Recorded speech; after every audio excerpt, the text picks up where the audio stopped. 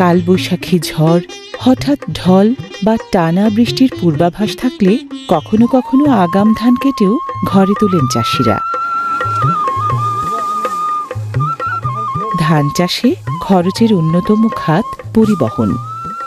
প্রতি কানি জমির ধান পরিবহনে চাষিদের ব্যয় সাধারণত হয় কম বেশি ২,০০০ টাকা।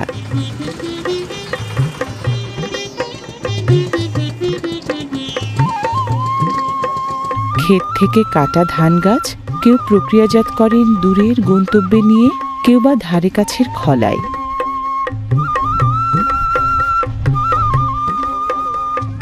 ধান প্রক্রিয়াজাত করার প্রয়োজনীয় ব্যবস্থা আছে এখানকার ধানের খলায়।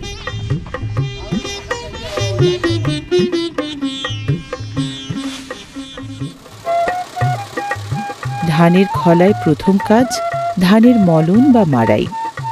ধান মাড়াই আগে হতো গবাদি পশুর পদচারণায়, এখন বেশি হয় মোটর চালিত মাড়াই যন্ত্রে।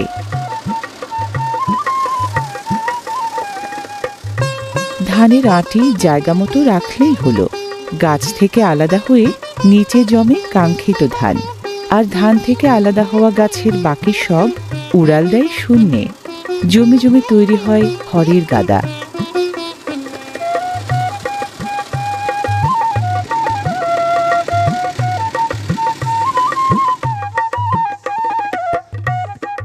বাদলা হাওড়াঞ্চলে ধানের খলা সড়কের দুধারে বেশি গড়ে উঠেছে পরিবহনের সুবিধার্থে।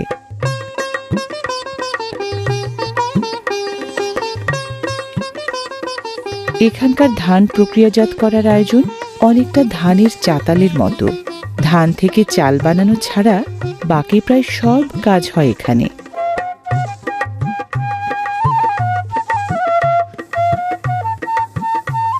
রোদে শুকানো বোরো ধান ঝাড়াই বাছাইয়ের মতো নানা ধাপ পার হয়ে উপযোগী হয় বিক্রির।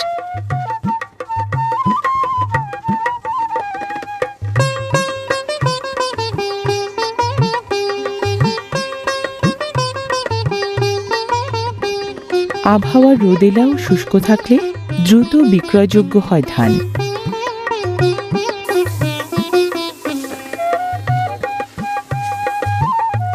খলার ধান বস্তায় ভরা হয় হাট বাজার, রাইস মিল কিংবা সরকারি বিক্রয় কেন্দ্রে পাঠানোর জন্য।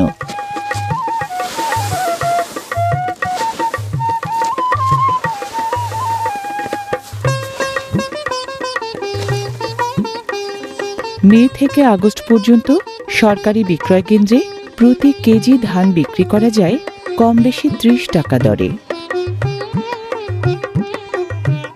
খলার বোরো ধান হাটবাজারে নিয়ে চাষিরা প্রজাতিভেদে প্রতি মন সাধারণত বিক্রি করেন ৯০০ থেকে ১১০০ টাকায়।